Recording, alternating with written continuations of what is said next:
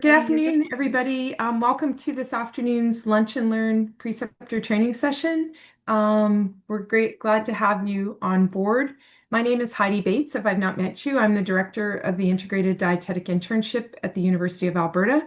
And joining me in presenting today is my colleague, Tash Ladd. And we have about an hour today, and I think we'll get started. We are recording this session as well, so please be aware of that. So, Tash, next slide, please. So Tash and I are going to divide the presentation in half. And so I'll give you an overview of our team and some things that are new with the program at the University of Alberta, as well as some information about other opportunities for preceptor training. And for those of you that are registered dietitians, ways to leverage that to complete your continuing competence. And then Tash will take over and walk you through some of the very practical elements of preceptoring, what your role is as a preceptor, what the role of the university and the internship team is, and then finally what the role of the intern is, because everybody has roles and responsibilities in this relationship of training. And then finally, Tash will take you through some really practical information about giving feedback and also how to complete a student evaluation. And we'll take time at points to just see if anyone has any questions. Please feel free to bring any questions forward. This is your session, so we want to make sure that people really get their questions answered. So let me introduce you to our team.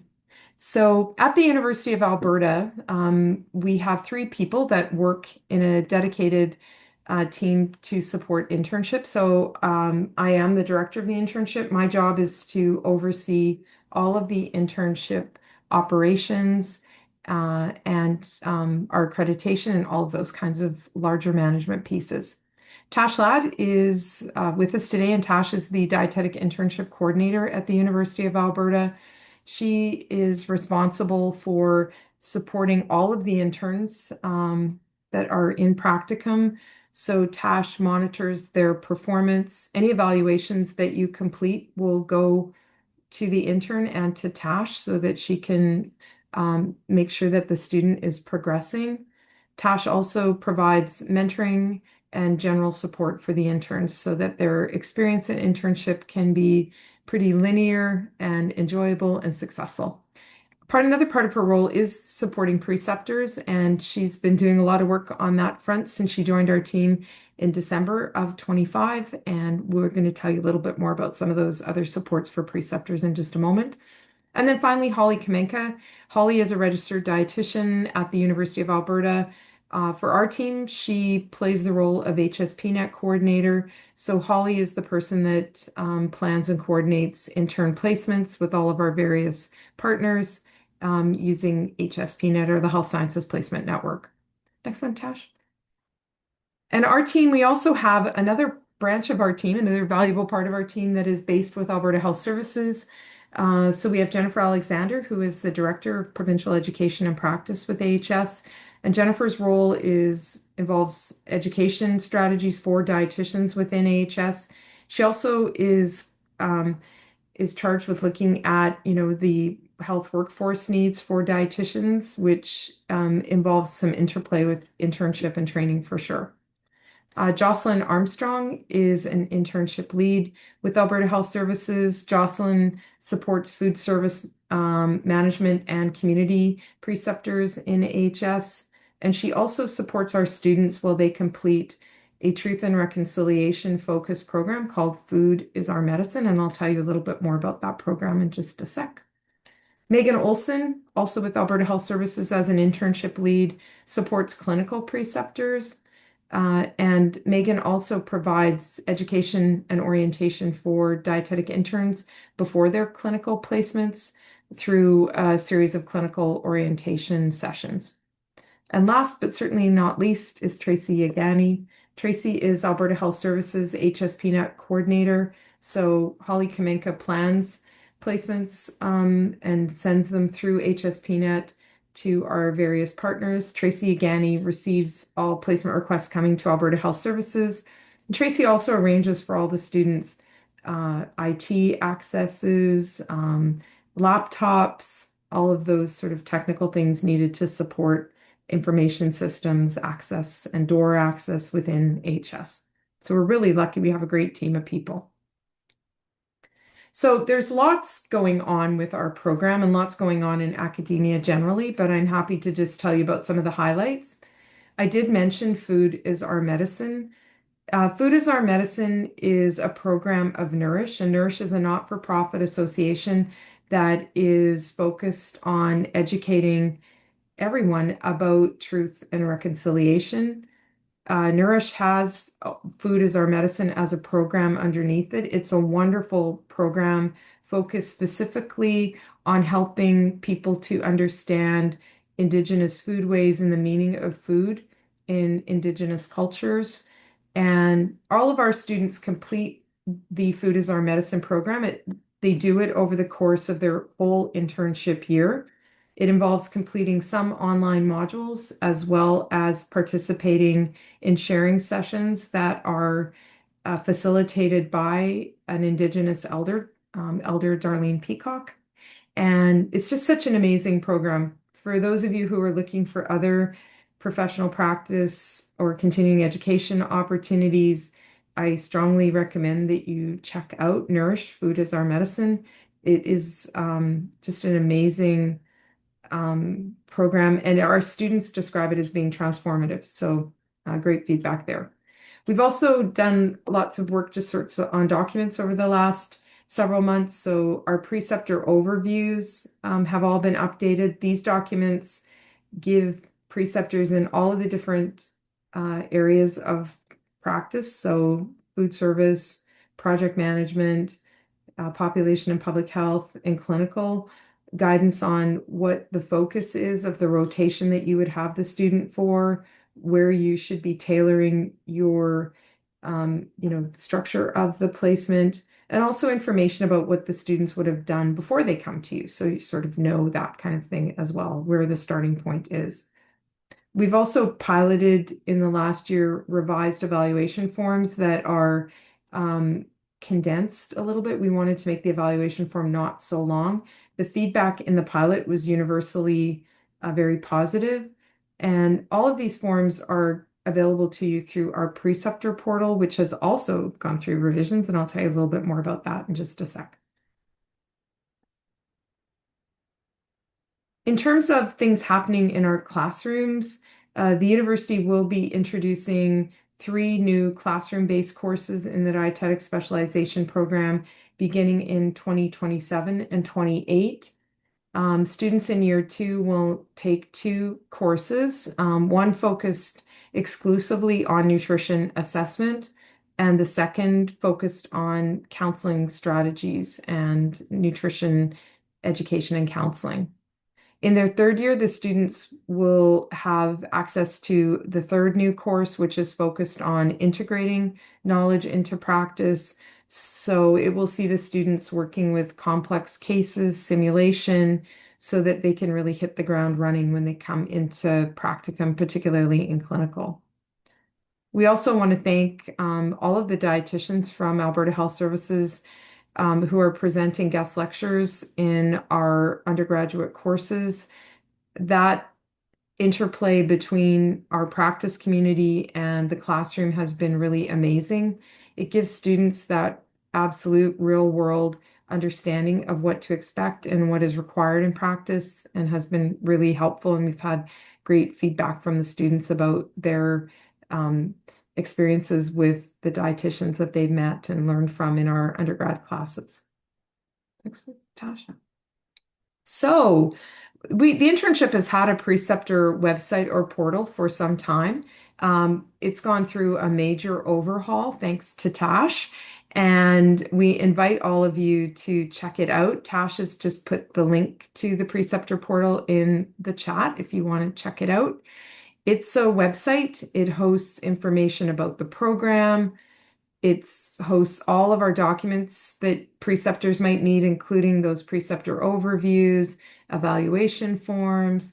There's also frequently asked questions, training materials, and much, much more. So we do encourage you to use the Preceptor Portal. It's active 24/7, 365. So if you need some just-in-time access to information, you can absolutely find it on the Preceptor Portal and you can access it with ease. The Preceptor Portal is part of a focus on preceptor support that our team is rolling out over the next 6 months or so. That Preceptor Portal is live now. It contains preceptor skill snacks as well. So a skill snack is a quick and dirty, I think is the way I would describe it. Um, Information bites for you to take a look at that are on very focused on specific topics. So, for example, giving feedback is one skill snack that you can check out even after today's session. In the fall of 26, we'll also be launching a web-based preceptor training program where preceptors can asynchronously work through a number of different modules, all geared to enhance your knowledge and skills as preceptors. There will be area-specific modules, so different types of training for clinical preceptors versus preceptors who are managers or management focused, or preceptors who work in population and public health nutrition. There will be no cost to participate, and preceptors who complete the program will get a certificate, which you can use for a lot of purposes, but one of them is certainly continuing competence. So next one's Tash. So just to wind up my part, we want to express our gratitude to the College of Dietitians of Alberta, who are aiding us in supporting the role of precepting and helping us to build a community of educators, dietetic educators. This year, the college's standardized self-assessment allows you, if you are a member of the college, to select option one as a continuing competence goal, which is I will provide training and support to dietetic interns within my area of practice. And then you could use the new preceptor skill snacks and the preceptor training program information from today even to help meet that goal. And so I know sometimes as dietitians, we struggle to identify goals, especially those of us who have been in practice for some time. So this is your opportunity to use precepting and your contributions there to also do double duty and fill some of your continuing competence requirements as well. So be sure to check that out and think about it. So before we move on, I'm just going to just ask if there's any questions. I'm happy to answer any questions before I turn things over to Tash. Okay, Tash, without further ado, hearing no questions, I'll turn it over to you. Okay, thank you, Heidi. So we are going to switch gears from talking about the program and resources and talk more about the roles that you have as preceptors in internship. We'll talk also a little bit about the roles of the university team and the role of interns so we can see how everyone's parts fit into the success of the program. So firstly, these are the roles of a preceptor, and these are in no specific order because many of these roles will intertwine and be happening all at the same time. So I'll just go through them one by one. First of all, we have orient and integrate the intern to the site. So this is starting with being friendly and welcoming and introducing them to your colleagues, but it also includes giving them a tour of your workspace, your facility, and then little things like discussing with them what are the options for lunch or the options for parking and other day-to-day things that will really just put them at ease. It can be really anxiety inducing for an intern to start at a new place where they don't know anyone, and so these little things make a big difference in making them feel comfortable at your site. Next, we have provide learning opportunities. So this is all about letting the intern have exposure to trying new skills. So allowing them to try different work projects, different tasks, different things that you would do, they need to actually have the chance to do them. Next is provide feedback and coaching. So feedback is such an important part that we're actually going to talk a lot more about it later in this presentation. But feedback and coaching inform the intern about what's going well and how to improve, and their learning is really limited without it. You will also be teaching and sharing your experience. You know how to do your job best. And for the interns, they don't know how to do it at all. For them, this is often their first exposure to a hospital, a clinic, a food service operation. They haven't seen any of this before. And you have a wealth of knowledge from your years of work, so it's a great time to share that. The other piece is demonstrating your job duties. So, of course, the interns need to try doing aspects of your work, but before they can try it, they need to see you do it, or at least have some instruction or direction on where to start. On a little bit of a different line here, we have reaching out with concerns. So, if the intern is struggling or you have concerns with their performance or behavior, please do reach out to me. That is something I can walk through you with or be a sounding board or problem solve together. And then lastly, we have evaluate competence. Evaluation is one of the final pieces and one of the big pieces that you will do as a preceptor, and we'll talk a lot more about evaluation in just a few moments. Let's look at the roles of the university team. One of the things that we do first is that we ensure the students are ready before they come to placement. So interns do have to make sure that they've completed all of the courses, and we also monitor to make sure they're meeting a GPA requirement. So they do have to have all the courses and good grades in those courses before they can go to internship. We also do an internship orientation with them.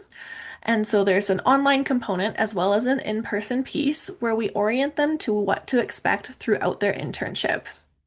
The other piece we do is some background safety components, including a police check, immunizations, and mask fit testing to make sure that all of the interns are safe when they're ready to enter placement.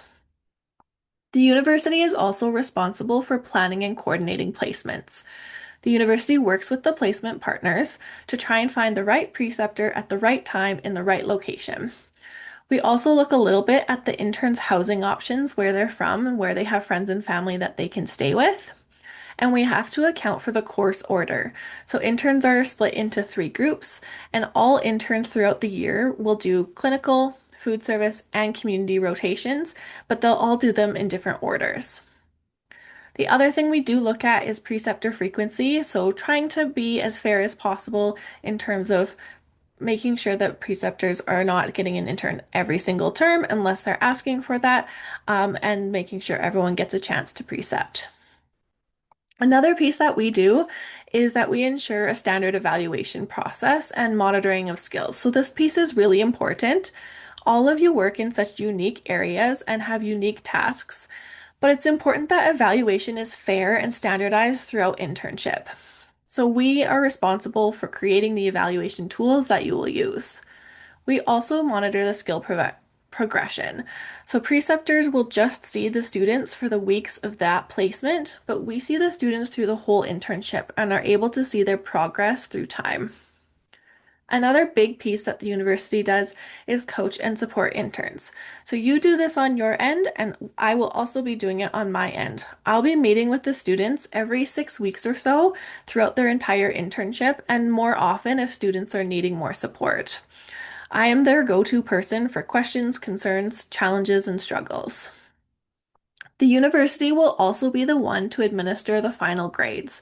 So, as I said, we monitor the progress of the intern through all the placements and we see that progression. And we don't just base the grade on one single evaluation, but we consider all the evaluations and really look at the big picture in determining if a student gets credit in the course or not. Lastly, we do support preceptors, so we offer preceptor training like this one, creation of the skill snacks like the website, maintaining the Preceptor Portal website, and I'm also available to answer questions or just to be a sounding board. Let's look a little bit at the roles of interns. So interns are responsible for developing and demonstrating skills. So where you as the preceptor will give them the opportunities, but it's really up to the intern to take those opportunities and do the things they need to do to gain the skill. Interns are also responsible for implementing feedback. So you as the preceptor will provide the feedback, but it's up to the intern to take that feedback, implement it in order to grow. Interns need to develop and show their professionalism. Internship is a big change from going from a classroom student to a professional working person. With this, interns do need to be aware of their limits and their knowledge gaps. They are not dietitians, and like I said, they've never done this before. They need to try, but they also need to know their limitations and seek help from their preceptor where needed. A big piece for interns is that they need to be respectful. They need to be respectful to their preceptor, the client, patient, the team, other students, staff, the facility, and the organization as a whole. There may be times when interns feel uncomfortable or challenged or frustrated because internship can be really hard, but ultimately they need to still be respectful in those moments. They should be showing respect in their communication, in their word choice, their tone, their body language, and they should be showing that they're engaged in learning with you, showing that they are going to take what you have to offer them. So they should be paying attention and not on their phone or other sort of distractions. That really ties into that professionalism piece where every preceptor in every rotation will be evaluating the professional practice competencies because interns are expected to be professional at all times, and that it also includes things like being punctual, showing time management, meeting deadlines, and having good communication skills. Okay, let's jump into feedback and evaluation because these are often the hardest parts about being a preceptor. So I'd like to just go through them and offer a few tips. So the first thing on feedback is that it really is essential to the intern's learning. Interns don't know they're doing a good job if no one tells them, and they also don't know how to get better. Likely, this is their first exposure to the healthcare system, to food service operation. They've never seen anything like this before, and these are their first attempts at taking on any of those types of tasks. Interns are also usually very anxious. They really want to do good, and they just need reinforcement when they are doing well. Interns will start out as not being perfect. In fact, they might actually be really messy or it might be really bumpy, but they don't know how to get better without some instruction. When there's a lot of silence, that can lead to confusion and assumptions. The intern might be confused or assume that they're doing good enough because no one's told them otherwise. And on the flip side, the intern might be assuming that they're doing very poorly when actually they're doing quite well. So it's really important to be giving feedback. So what should good feedback look like? First of all, feedback should be direct. It should be clear and to the point. Otherwise, it does risk being confusing.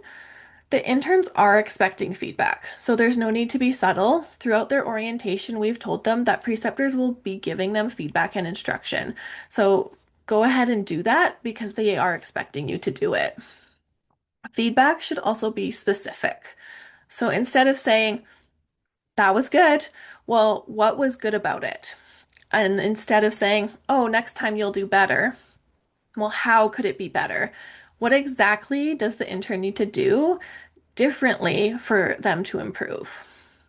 Feedback should also be immediate.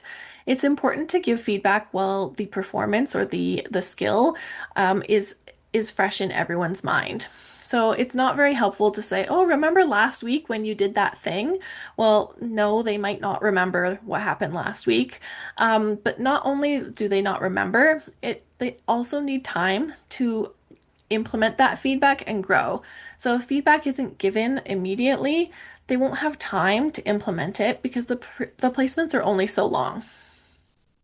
Feedback should also be frequent, so after every task, every action, every day, every week.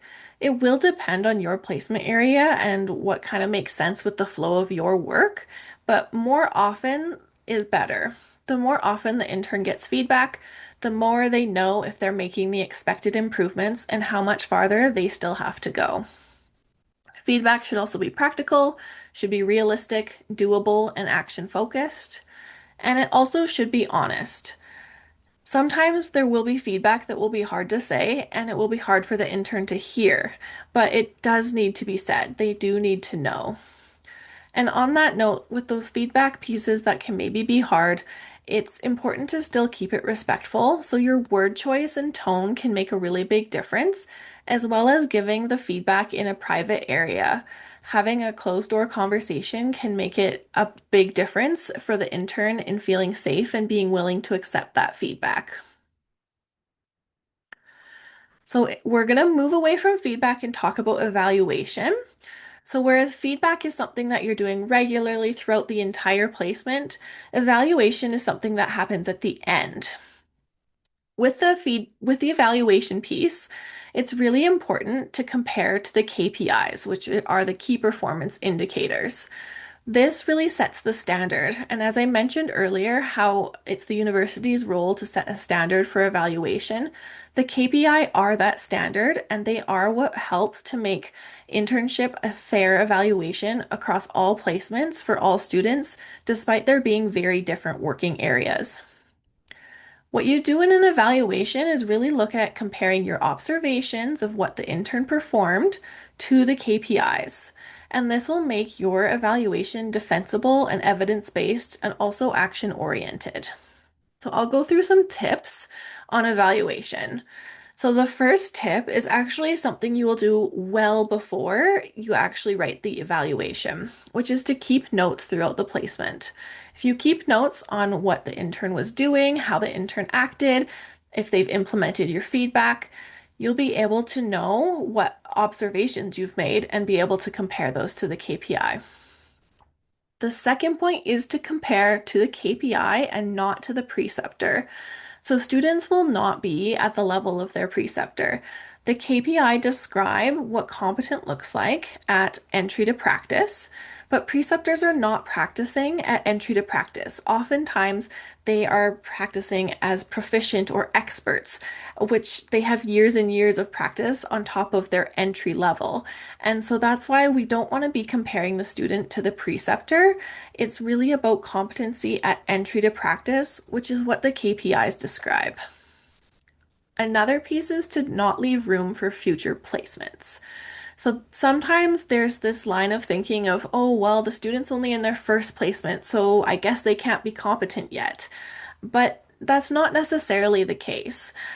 It shouldn't matter where the intern is in their rotations. It should only matter on what you saw in that placement at that time. It shouldn't matter at all related to any other placements. Just look at were they competent in your practice area specifically. Another tip is to give specific examples in the comments. This comes back to having some good notes on what you saw, and it also having some specific comments will give you that justification and evidence for your ranking. I would also recommend to include both positive and constructive comments. This is kind of similar to feedback in that they're going to take this on to their next placement or to their career. So positive comments will illustrate the intern's strengths and boost their confidence, and constructive comments help them to build goals for future placements or for their career. Okay, I want to talk a little bit about confidentiality because we've had a few questions come up about this recently. The intern's privacy should be respected in the same way as your patient's and your colleagues' personal information is respected, which is that it really should be kept confidential or private. Each placement is independently evaluated, and the intern should have a fresh start with each new preceptor in demonstrating their skills in that specific area. So please keep the intern's performance private and don't discuss it with other interns or preceptors. I will note this is different if there is a shared rotation where you have co-preceptors and the intern is working with more than one preceptor. In that situation, preceptors will need to discuss what was observed in order to do a co-evaluation, but that's very different than when you have separate placements and the intern's being evaluated by different people down the road. The other thing we would ask is that you confidentially discard your notes and evaluations after the evaluation is submitted. The university does keep a copy for a few years before records are securely destroyed, and the intern will also keep a record for as long as they choose, but no one else needs to be keeping a copy of those evaluations. Lastly, I just want to do a note on monitoring progress. Preceptors do not monitor progress through internship. Like I said, each placement is a fresh start, so to speak, in learning the skills. A preceptor can focus on what they're seeing from the student in that specific placement. An intern might share their goals and they may share what happened in a previous placement with you, but that's really up to them. But they may do that in as they see fit, in communicating their learning needs. The university does track the overall competency. You may hear interns refer to the competency tracking form. This is a form that's used between the university and the intern to see the overall placements and scores that they've had on previous evaluations. But preceptors don't need to see it or initial it or anything like that. It's just for the student and the university. And that concludes the presentation for today. And I would be very happy to take any questions that you have. I'd be happy if you came off mute or you could put your questions in the chat. Hi, Tash, it's Sherry. I do have a question here. Yeah, hi Sherry. I guess I'm curious. I had went through the Preceptor Portal and some of those online modules last June to prepare for an intern. So I guess I'm curious, some of these changes that you're highlighting today, changes since then, or yeah, I guess to what extent? Because I'm kind of curious. Hey, like how much do I revisit the Preceptor Portal and some of these things? Yeah, great question. So the Preceptor Portal, the content itself has not changed drastically.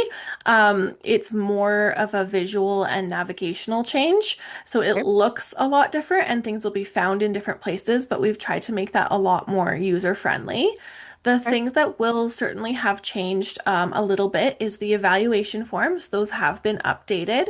So if you have any copies that you've saved, I would recommend downloading the new one. The new one is easier to use, so you'll probably Ah, like it okay. better.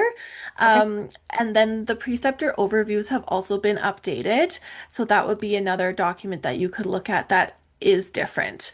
Aside from that, the actual content has not changed significantly. There are Mhm. some new things, but they're not necessarily like changes in messaging or changes in yeah, what was being communicated, just taking a different format of or way of communicating it. Does that make sense?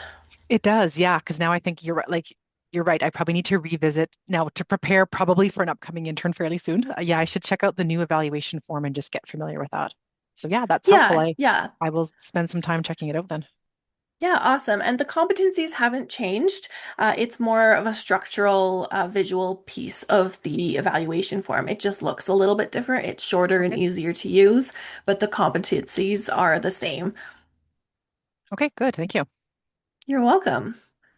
I have a question. I think I just mix myself up sometimes.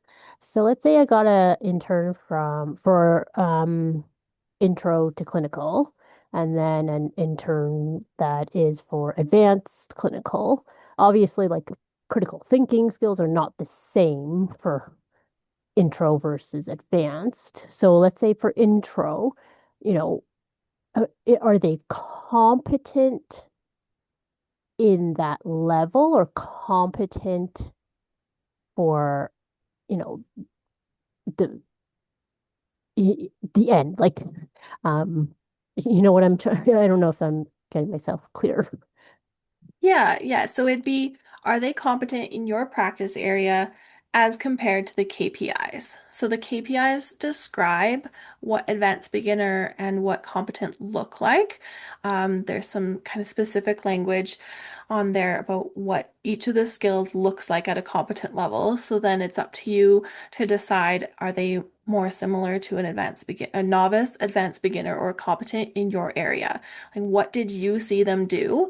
And which description most accurately fits them. And that's how you would assign the score or the ranking that you would give. Does that make sense? I think so. The KPIs are the same for intro to clinical and advanced clinical. Hmm. So, and it is fair that potentially maybe they won't be competent in intro to clinical, but they will get there in advanced, and that's okay. So you may assign more advanced beginner scores when you are seeing those students in intro to clinical than compared to the students who are in advanced, Right. but it will be very much dependent on each student and their performance. Okay.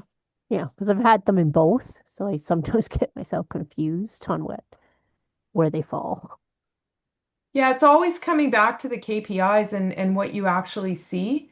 So I would take out the any thinking about where they are in internship and just think about what am I actually observing in terms of performance compared to those key performance indicators so that, um, and as Tash alluded to, it is really very much intern and area specific because depending on the area of practice there and the student, there are some students who can demonstrate competence in an intro clinical rotation.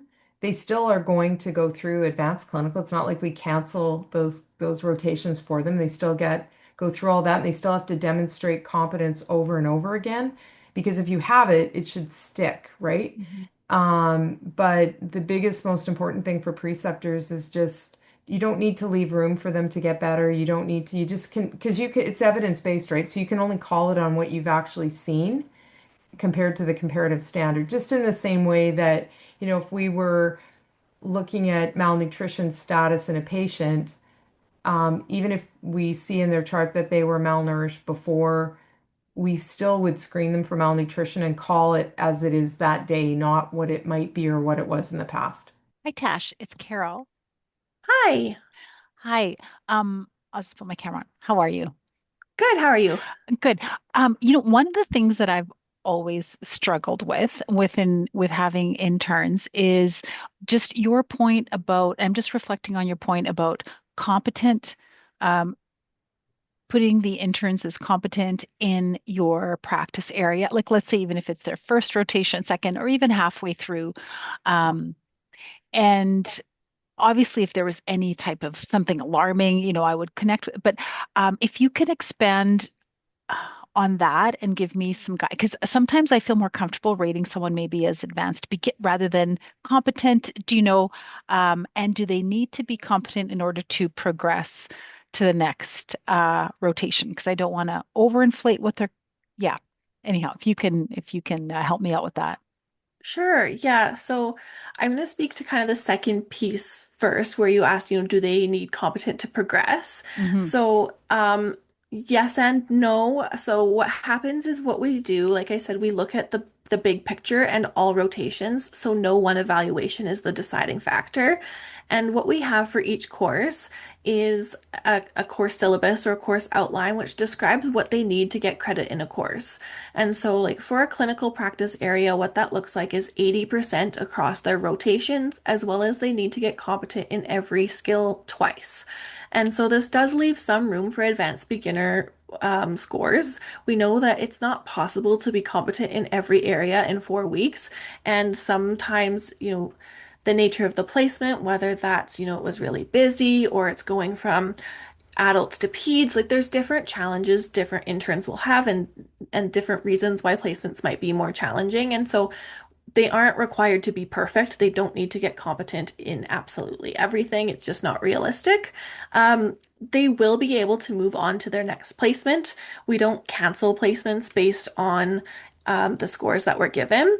However, at the end of a course, if they haven't achieved that 80% or those two competencies, there is a potential that we would not issue them credit in a course and they would have to repeat that course and do all rotations again in a different university term.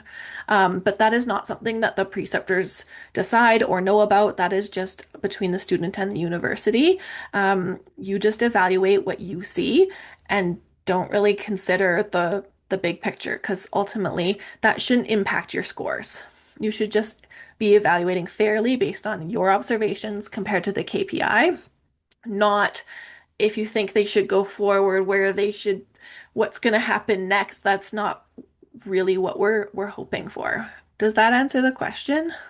I'm not trying to hold you to something specific, but if I obviously by taking notes and reflecting on how they're doing, determine someone's an advanced beginner.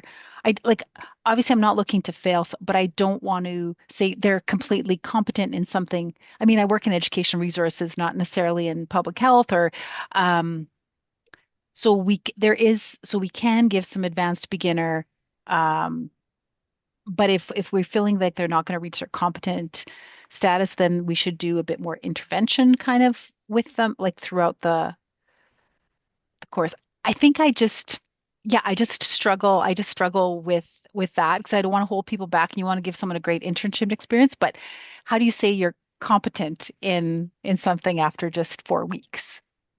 Yeah, that's a fair question. I think so.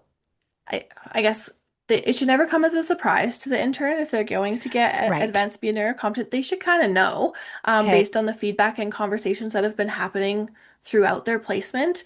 If they're not, getting it, they need more opportunities or they need more feedback. That is part of it. But if they're not taking that feedback, they're not trying, Hmm. then maybe they're not competent, and that's okay. So yeah, really base it on just what you see. But in terms of can you be competent in just 4 weeks, you can. But competent, it just if you look at the KPIs for each skill, it will say like consistently does this. So just look at it and it will still be subjective to some degree, but Right. were they consistent with that skill in 4 weeks, or did they really grow in the last week? Did they Okay. really nail it? Then maybe they are competent by the end. They won't be Okay. competent on day one, but we can kind of Right. think of it. I've sometimes told this to students is like, in your 4 week placement, your first week is like novice. You've never done it before. You're brand new. Your second to third week, you're getting from that novice to advanced beginner because you're just, you're trying to do things, but you're not doing them very well yet. Then that final week of clinical is where you really get to competent. Or in a 6 week placement, it'd be like kind of like two, two, and two, Yeah. but they should get there in the end. And showing it consistently that last week, not like, oh, they did it good once, but all the rest were iffy. Okay, that's helpful. You know what that guide is helpful. I appreciate that. Yeah. Yeah, you're welcome. Hi, Tash. This is Heather Jeffrey from the Glen Rose. Just a couple questions for you with regards to that newer course with assessment and counseling. I was just wondering how that is different from then their clinical nutrition courses. I was just wondering if you could expand on that a little bit. Sure, I can certainly try. So I will just say right off the bat that these courses have not yet been implemented. They've just been approved. So that we are still working on the curriculum and learning outcomes for those courses. So I can't say exactly what pieces are going to be part of which course, but the idea is that I think typically in clinical, they're getting a lot of disease specific pieces and learning a little bit about the nutrition care process as a whole. But we've heard from preceptors that assessment skills were something that was kind of missing. And so that's why we're going to focus more on assessment in that 6 week course. And then 6 weeks focus specifically on counseling and behavior change methodology. They get a little bit of that in other courses, but this will just have a lot more of a narrow focus as compared to some of the other courses. I'm not sure if that fully answers your question. Well, I think probably once it's in place, then we can have a look at it to see where it differs from it too. And one other question I had was with regards to final grades. How is that determined? Like we give examples of feedback and written responses and that. So how do you guys determine that from one intern to the next? How it differs? Yeah, so with each internship course, we do have a course outline or course syllabus, and it will outline the requirements for receiving credit in a course. And so students do need to receive 80% competent throughout all of their rotations, as well as they need to achieve each competency at least twice.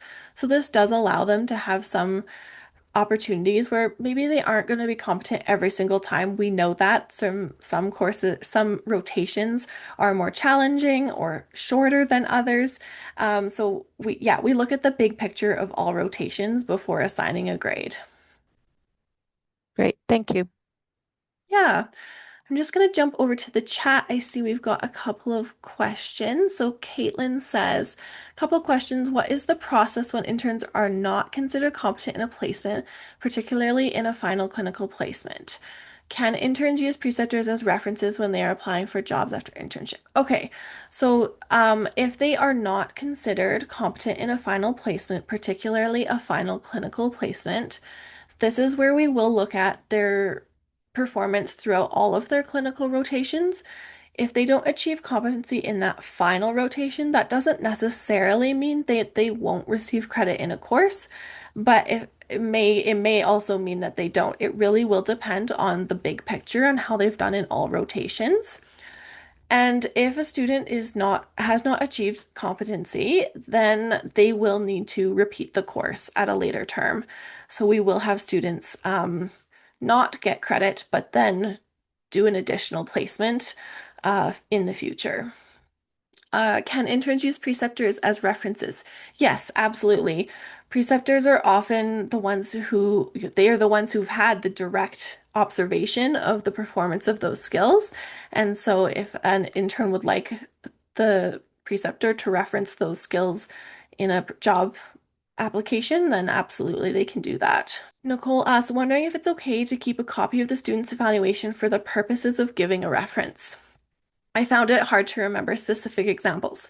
Yes, so with this, what we would ask, Nicole, is that you do delete the evaluation because you don't know for sure if the intern's going to ask you for a reference. But when the intern does reach out to you and ask you to be a reference, then you can ask them to send a copy of the evaluation, and then you would just have it on hand until that reference is over and then discard it again. Can you go into more detail around how often AHS staff should expect an intern? Maybe more transparency on how preceptors are selected for which rotations. So Nicole, I can't go into too much detail about this just because honestly, I'm brand new. I just started my position in December, and this is something I'm still learning. And Tracy and Holly do work more closely on this, but I would encourage you to reach out to your manager or also reach out to Megan if you're in clinical or Jocelyn for community and food service and ask them some more about this. And you can also reach out to Heidi and maybe they can give you more of an answer because I don't have the answer for you today. I see in chat, Amy, you had a question. Amy says, thanks, Tash. Just wondering how often we typically expect to receive an intern. About once every 1 to 2 years, question mark. I had one in September 25 for clinical hemodialysis and wanted to clarify what to expect moving forward. Yeah, thanks, Amy. This is a great question, and unfortunately, it's quite a complex topic for me to try to answer. On the university side, we send our requests to our various partners, and then the partners do what they need to do in their background to pick the preceptors. And so I would recommend you ask your manager how they're doing it on that side when they get those placement requests. And go from there. The other option would be to reach out to Megan Olson on our AHS side, assuming you work for AHS, I suppose. That was an assumption on my part. Um, Yes, I do. yeah. Okay. Yeah, then you could reach out to Megan. Between your manager and Megan, I think they'd be able to give Mhm. you a more comprehensive answer than I'm able to give you.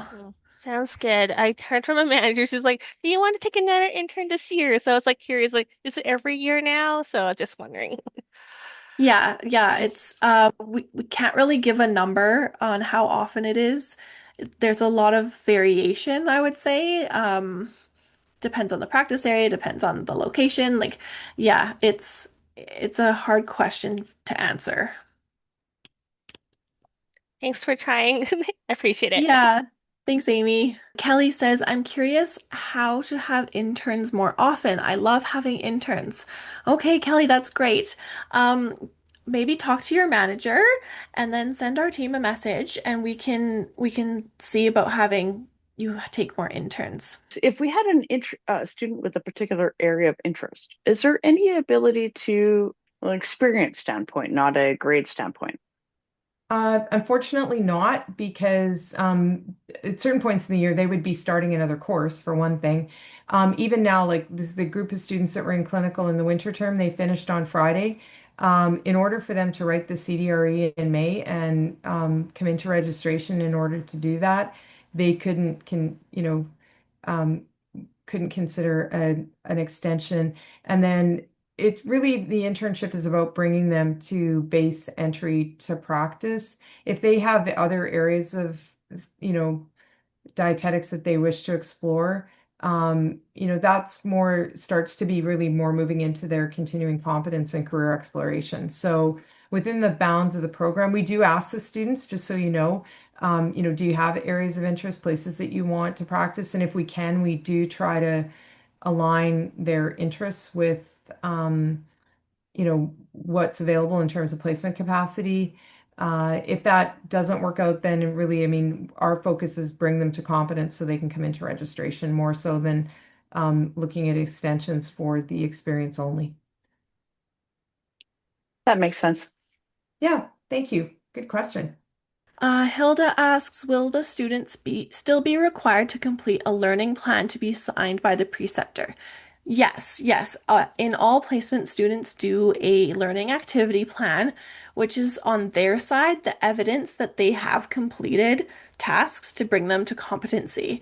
So we do ask that preceptors initial that to show that really those tasks were done and that the student isn't just making them up. Not that they would do that, but we just ask that that is reviewed during that final evaluation and just initialed that you acknowledge those tasks were actually completed. Hi there. Thank you so much for the presentation. It's really good information and kind of exciting to see what's coming. My question is for you about the learning plan and how much involvement we have in the way they write their experience. So sometimes in public health, because it's a little bit more abstract in terms of not quite as concrete of like you see this, you talk about it. So I've had some cases where maybe the way they described it, I might have given a little bit of feedback of like, okay, this probably is more in line, but is it really supposed to be their experience and I don't say anything, or is it helpful for them? I guess I just don't know how much input I should put on a learning plan. Maybe I've given too much, but just wanted to find that out. Yeah, that's a great question. I think it kind of depends. So I guess the purpose of the learning activity plan is for the intern and verifying that the actions that they took, verifying that they have completed actions to get competency. And so it's basically their record on, between them saying that they have done these actions that are related to the competency, and it's basically their record of showing how they achieve competency. When I receive it from the students, well, actually, before that, they will meet with you during the evaluation to go through it and make sure it's accurate. And we ask preceptors to initial that. And that's just a verification of accuracy that those skills or those actions they took were actually performed. And then when I receive it, I just do a quick glance over basically to just ensure that they have done actions for every skill and that kind of just a double check there. So I think it's really up to you because you are initialing it for accuracy. If you feel like a certain action better fits in a different competency or the wording of the action wasn't really accurately reflective of what the student did, then absolutely, I think it's valid to not sign off on something that doesn't really fit with where you would put it. But I also don't know that it necessarily has to be the most precise document in the sense it really is just an intern's record of what actions they took to reach the scores that you give them in the evaluation. So, does that answer your question, Sarah? Yeah, I think, yeah, it does. I think I wasn't sure what they actually did with the learning plan. Because often I would say the activities are accurate, but I might draw more the common like skills or like I'm almost more thinking of the resume like these are the activities you did, but like what can you draw from this to include in there? Do you know what I mean? Like almost taking the next level, which probably an intern doesn't, and maybe I shouldn't be doing. But so I would say I just definitely want to say that the interns are doing it accurately. Like I'm not finding it inaccurate, but maybe just taking it the next level. But if it really is just to be a checklist of what they've done and they're not, then I probably don't need to do that. So thank you. Yeah, yeah, you're welcome. Yeah, I would agree. Maybe it's not like a necessity that you do it, but it also sounds like what you've offered is really valuable, and probably the students probably appreciate it. So if it's something, yeah, if it's probably a helpful exercise. Is it necessary? Probably not. But thank you. Thank you for your question. Okay, thank you. I see we have in the chat for internationally trained dietitians that are getting registered here now, like in Alberta, do they still follow a similar pattern for placements and participating in Nourish? So this is a great question, Angela. I'm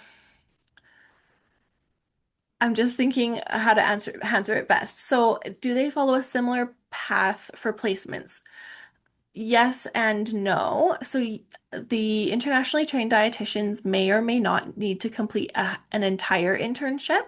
So it will depend on their previous experience and exposure and what was recommended for them in terms of upgrading. So we know our undergrad students, most of our interns are completing community food service and clinical placements. Internationally trained dietitians who are completing an internship may only complete one or two pieces. So, for example, they may do community and clinical, but may not need a food service or in a different combination. So, in that sense, it's potentially a little bit different. They don't all need to complete an entire internship in all areas. But they do follow a similar pattern in that they're still on the same term system. The number of weeks in placement would be the same because they will take the whole course, the same as, so if they're doing clinical, they take the full clinical. If they're doing community, they do the full community. So in that sense, they are on that same course, and the dates that they're taking it, they're still following the term system. So the placement calendar would be the same. As for do they participate in Nourish Food is Our Medicine, I will have to double check on that. So let me double check with Heidi and I will get back to you on that one. Thanks. It's all very helpful. I was just wondering, did the interns still complete like a final internship summary? I've had a lot of interns that really aren't sure what happens next. And I guess similar to Sarah, I've kind of encouraged them to fill out their learning plan in a way that they can go back to during their final internship summary and really piece together how they know they're competent based off of what they wrote down. So sometimes how they write down, like they went and went to a presentation or something, like that doesn't give enough information for them to be able to do something with it. But I wasn't sure if they still fill something out in the same way as I did many years ago. So I was just curious about that. Yes, so the answer is yes, they do. In their final weeks of internship, they do complete a final summary, which is basically translating all of their competencies from the transferable skills from our evaluation forms and linking it directly to the ICDEP. And so they will be writing usually a quite lengthy document. They end up being between like 13 and 20 pages of reflections, pulling all their evaluations, all their learning plans together into that, capturing that, yeah, that final piece to demonstrate their competency. So I think, yeah, if you and Sarah are both adding things to the LAP or making recommendations that will help with that, that's only going to benefit the student. Like I said, it might not be 100% necessary in that they should be doing that reflection, but if you have tips for them, I like certainly don't want to stop you from yeah, giving them that those reflective components that you're adding and making them realize the benefits that they gain from each thing sounds really wonderful. So thank you. Great. Thanks for that info. I see Melissa has a question in the chat. She says, will interns have access to the Nutrition Services Hub before starting placement and during placement? Great question, Melissa. So the interns do have access to Nutrition Services Hub during their placements with Alberta Health Services or any like affiliated organizations, so Covenant Health as well as Care West and I believe Capital Care as well. If they are doing any rotations in a private practice, their access to the Nutrition Hub and all other AHS related platforms is shut down during when they are not with AHS or affiliated organizations, but that access would get put back on when they come back to an AHS rotation.